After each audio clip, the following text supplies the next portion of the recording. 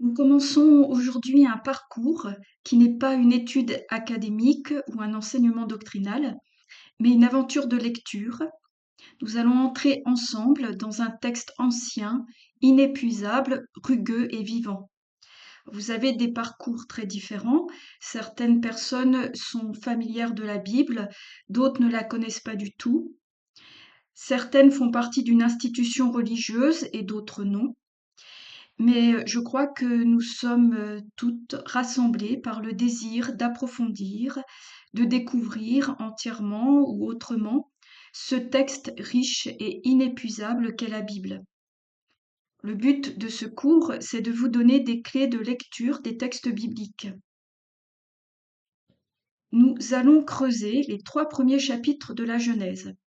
Mais avant de commencer à entrer dans le texte, je vous propose de nous y préparer aujourd'hui par cette introduction. Et nous commencerons à explorer le texte la fois prochaine. Voici ce que je vous propose d'aborder dans cette introduction. D'abord, je vais vous parler de mon rapport à la Bible.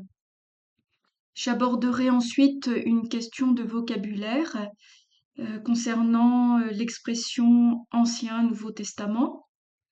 Je parlerai ensuite de la polysémie biblique, c'est-à-dire les multiples sens que peuvent revêtir les mots.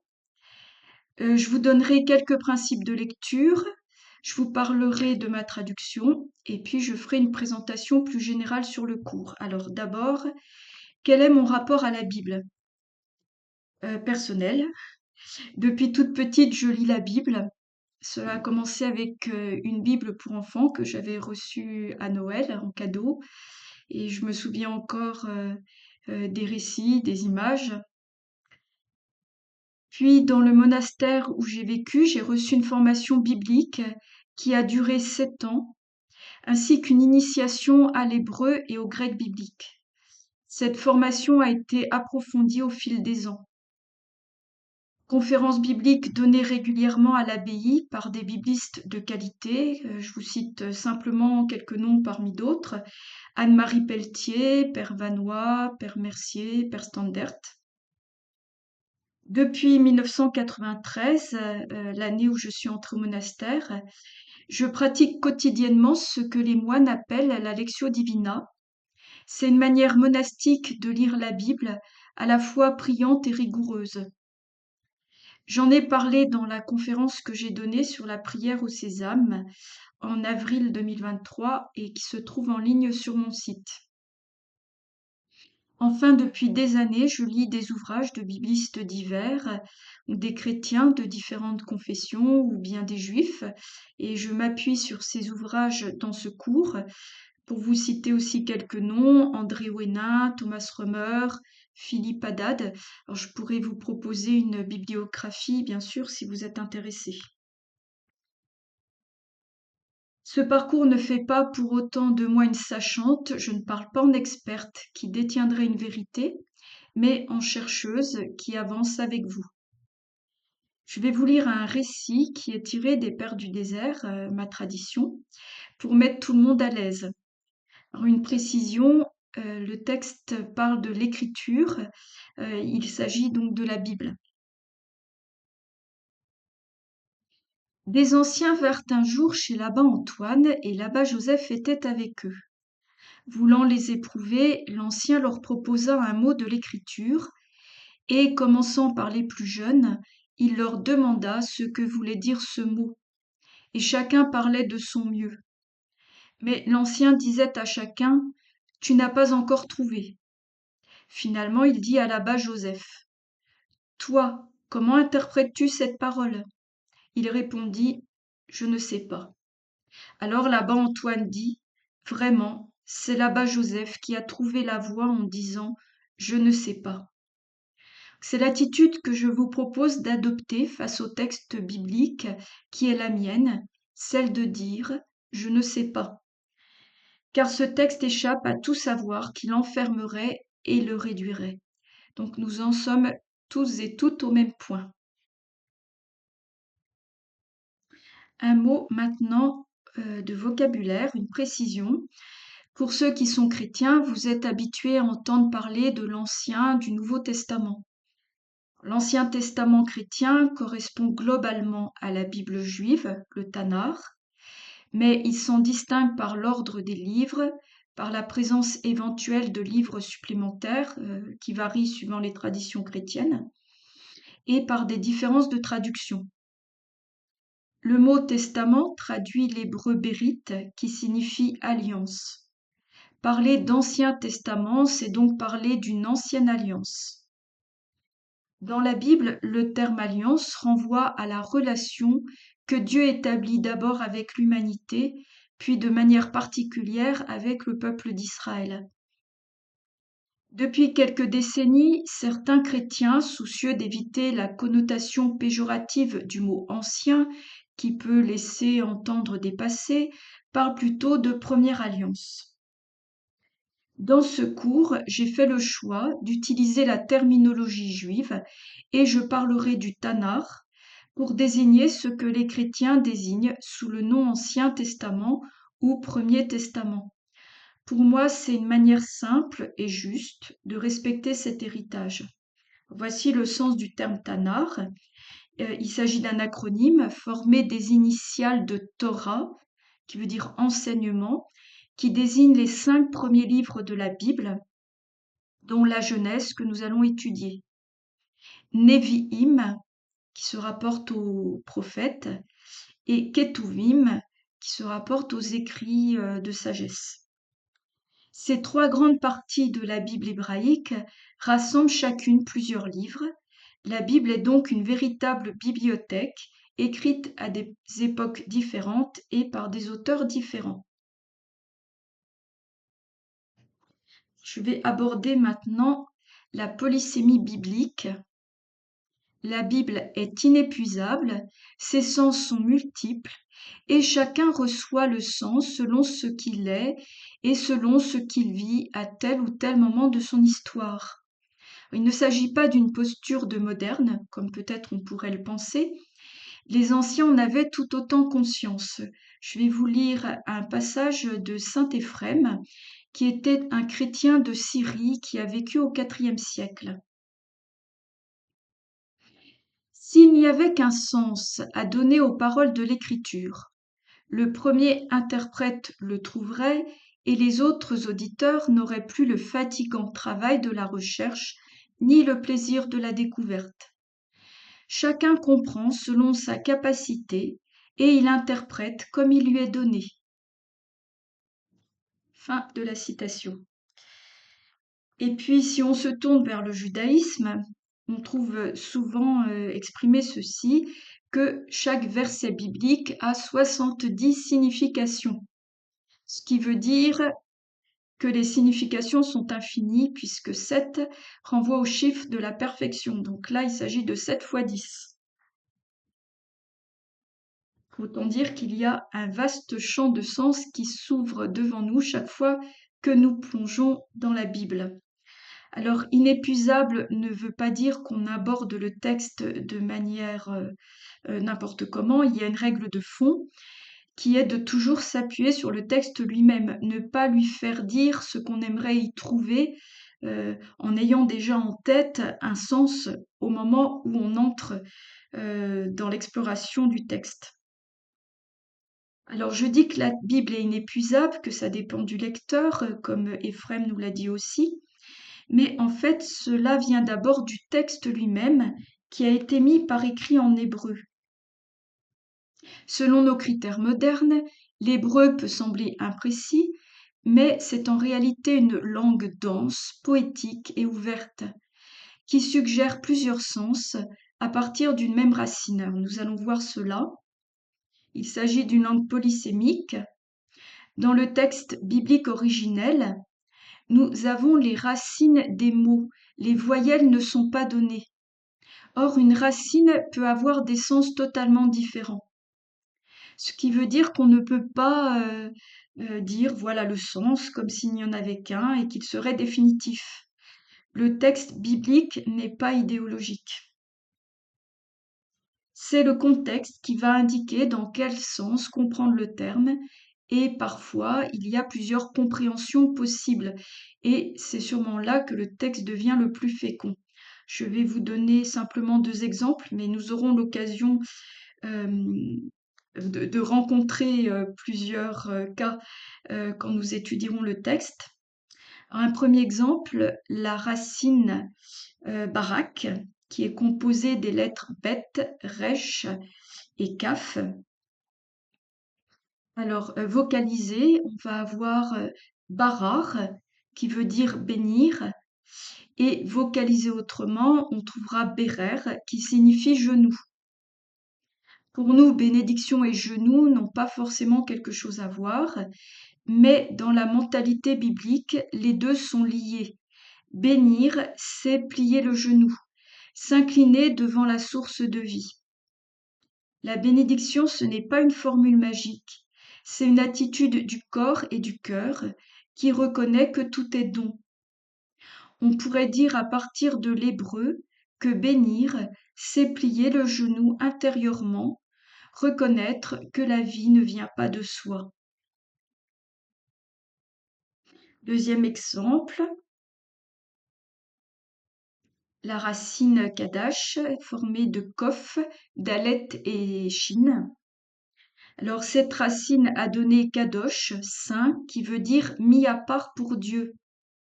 Mais la même racine donne aussi kadesh, prostituée sacrée, consacrée dans des cultes païens. Alors pour nous, saint et prostitution sont aux antipodes. En hébreu, c'est pourtant la même idée, se mettre à part, se donner à un autre. Dans bien des cas, face au texte, il faut faire un choix et les traducteurs doivent choisir. Dans la traduction des chapitres que je vous ai envoyés, j'ai parfois choisi de laisser dans le texte deux sens possibles d'un terme pour que vous ayez accès à la polyphonie du mot. Alors, je vais vous donner maintenant quelques principes de lecture qui sont les miens.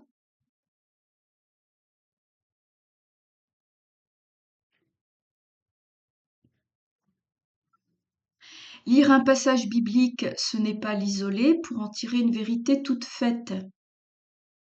La Bible ne se lit pas comme un manuel de morale, ni comme un traité dogmatique. C'est un texte vivant, traversé de tensions, de reprises, d'échos, et qui fait partie d'une culture.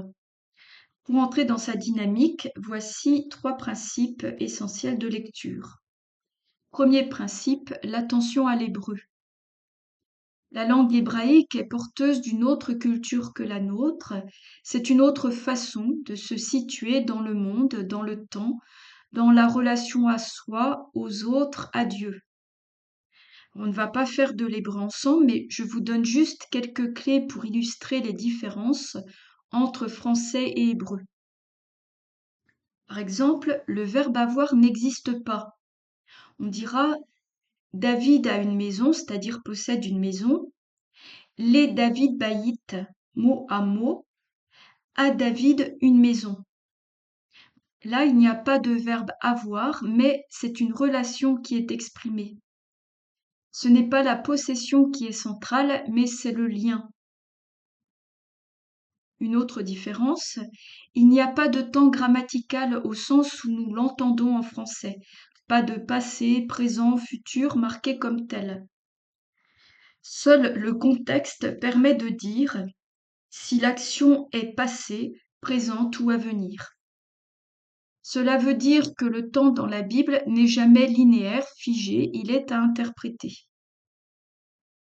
Un deuxième principe, un passage biblique doit être étudié en lui-même, sinon, mais il ne prend tout son sens qu'en dialogue avec l'ensemble des Écritures. Si on ne le fait pas, on risque de durcir, voire de déformer le texte. Un exemple, le fameux passage où Dieu demande à Abraham de lui sacrifier son fils Isaac. Donc ça se trouve dans le chapitre 22 de la Genèse. En tout cas, c'est ce qu'Abraham comprend. Mais d'autres passages bibliques disent le Seigneur demande-t-il des holocaustes, des milliers de béliers? Ce que le Seigneur réclame de toi, Rien d'autre que pratiquer la justice, aimer la miséricorde. C'est une citation du prophète Michée, chapitre 6, versets 6-8.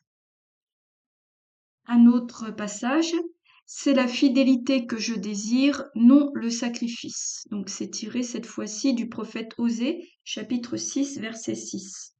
On peut se demander, est-ce qu'il y a une évolution dans la perception de Dieu, ou bien Abraham aurait-il mal interprété la parole reçue?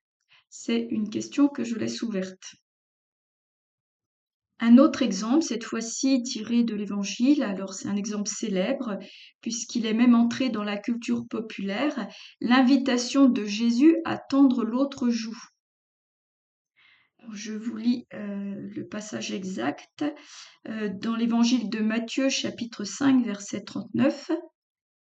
Si quelqu'un te frappe sur la joue droite, présente-lui aussi l'autre. Pourtant, Jésus ne l'a pas fait. Je vous lis dans l'évangile de Jean, chapitre 18. Et il s'agit du récit de son procès avant la mise à mort de Jésus.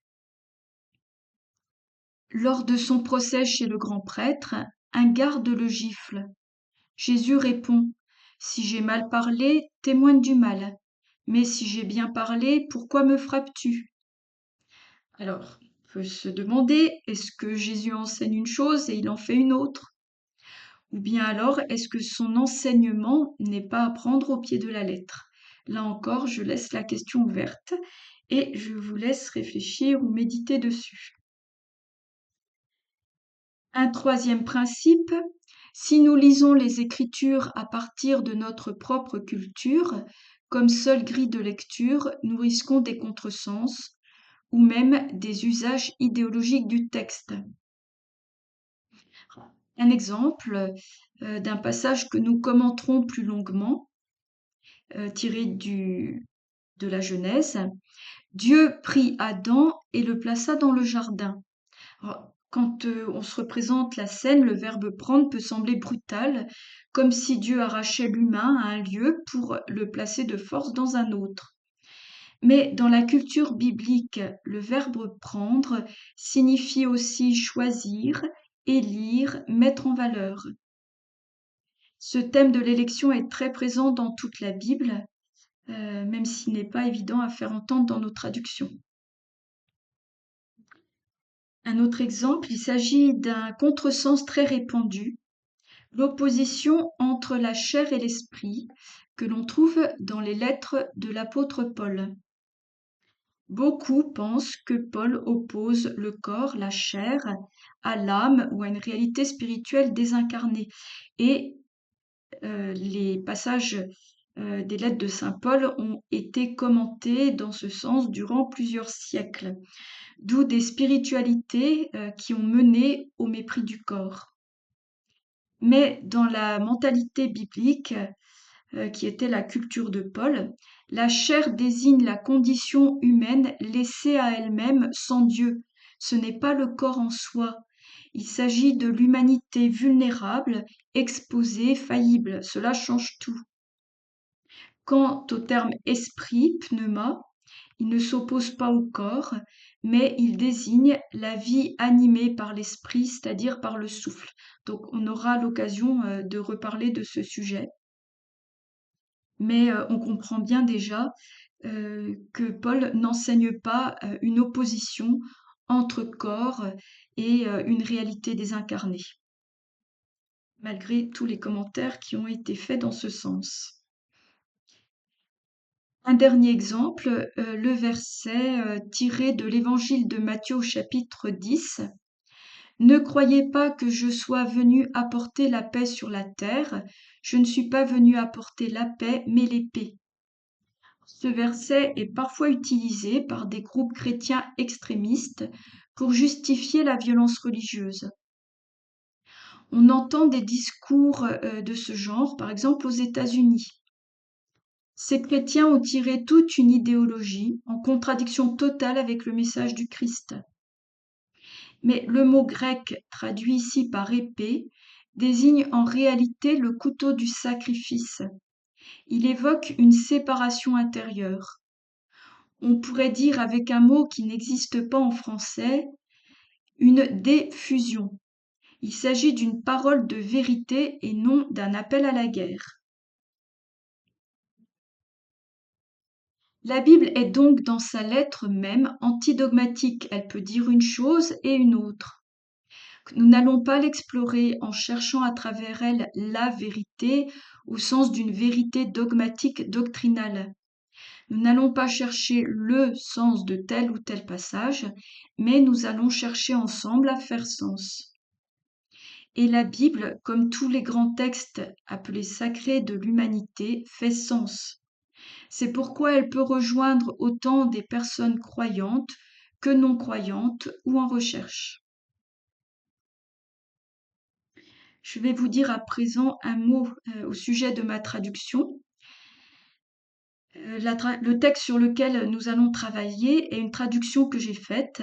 J'ai cherché à rester fidèle au texte hébreu, sans trahir le français, mais en acceptant une certaine rugosité. Vous risquez d'être un peu secoué si vous êtes habitué à la version liturgique, et tant mieux. Les traductions liturgiques ou les traductions des Bibles classiques, comme la Bible de Jérusalem, la Tob ou Second, sont des traductions lisses qui traduisent l'hébreu dans un français élégant. Ces traductions ont leur fonction propre, elles veulent porter à la prière ou porter la proclamation et elles adoptent la beauté d'un langage fluide. Mais ici, notre but est différent et on va écouter un texte un peu plus brut. Chouraki, que vous connaissez peut-être, est un juif engagé dans une lecture fidèle à la lettre hébraïque. Il a édité une traduction rugueuse au plus près du texte hébreu. Sa traduction a été très critiquée parce qu'elle dérange, mais elle a le mérite de faire entendre autrement le texte biblique. Chouraki a été maire de Jérusalem, homme politique. Sa traduction est donc engagée et non pas neutre. L'hébreu est une langue très charnelle, concrète, non abstraite. Et j'ai tenté de garder cet aspect. En collant au plus près de l'hébreu, le texte que vous avez sous les yeux comporte, du point de vue du français, des fautes. Ne sursautez pas, c'est totalement assumé. Par exemple, j'ai respecté l'emploi du singulier ou du pluriel de l'hébreu, qui est différent de l'emploi du français. Je vous cite un verset, c'est le chapitre 5 de la Genèse. Adam vivant, après avoir fait enfanter Cheth, 800 années, fait enfanter fils et filles. Année est ici au singulier comme dans l'hébreu. Alors je sais, ça fait mal aux yeux, surtout aux professeurs de français.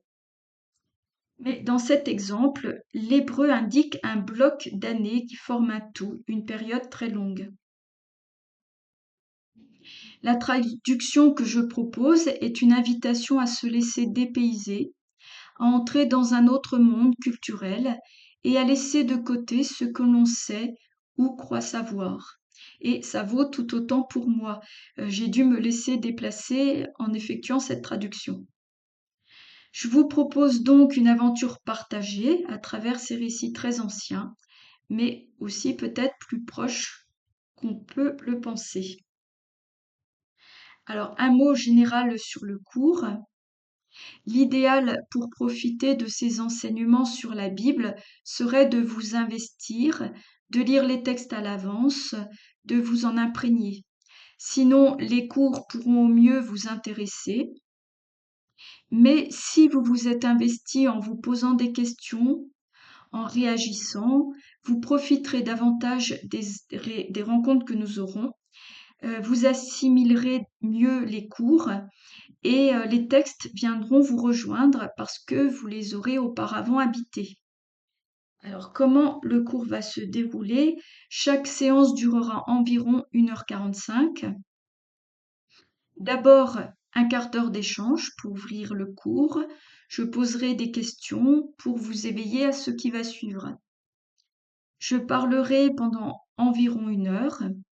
J'essaie de parler lentement pour que vous ayez le temps d'assimiler et de vous imprégner du contenu. J'espère y arriver. Vous pouvez noter vos questions si vous en avez et ne souhaitez pas les oublier. Et seule cette partie est enregistrée et sera envoyée en replay. La dernière demi-heure sera consacrée aux questions et aux échanges. Vous pourrez faire part d'autres interprétations. Vous pourrez poser vos questions par oral, soit en activant votre micro, soit par écrit dans le chat si vous préférez. Et vous pouvez aussi m'envoyer des questions après le cours par mail. Vous recevrez à l'avance les textes étudiés. Après chaque cours, j'enverrai aux participants le lien vers le replay, si vous souhaitez revenir, un résumé du cours avec les points clés et quelques questions que vous pouvez vous poser librement pour investir le cours de façon personnelle et existentielle. J'enverrai aussi parfois des documents complémentaires au cours. La prochaine fois, nous entrerons dans le texte lui-même. Nous allons étudier les chapitres 1 à 3 de la Genèse, le premier livre du Tanakh, Bible juive. Ces chapitres sont des récits mythiques. J'emploie ici le terme mythe dans son sens noble, un récit fondateur qui porte une vérité existentielle et non dans le sens d'un récit fictif ou mensonger. Les mythes mettent en récit les grandes questions de l'homme, son origine, le mal dans le monde, la mort, la souffrance, le rapport au vivant. Ils ne cherchent pas à y répondre, ils ne prétendent pas davantage dire ce qui s'est passé, mais ils proposent un univers de sens. Le mythe n'explique pas, il éclaire. Il n'éteint pas l'angoisse existentielle par une solution, mais l'habite par un récit. Je vais vous lire quelques textes sur les mythes qui donnent à penser. Ce sont deux textes très denses, mais vous pourrez les retrouver dans le document que je vais vous envoyer avec les points clés, donc vous pourrez revenir dessus. Premier texte, il vient de Souzenel, qui est une chrétienne orthodoxe spécialisée dans l'étude de la tradition hébraïque et l'étude de la Bible. Le mythe est comme un puzzle de symboles. Il nous introduit dans nos plus grandes profondeurs par le biais d'une histoire, ou plutôt d'une méta-histoire, d'un récit qui se situe hors de l'espace et du temps. Ce récit peut sembler naïf, banal et même trivial a priori.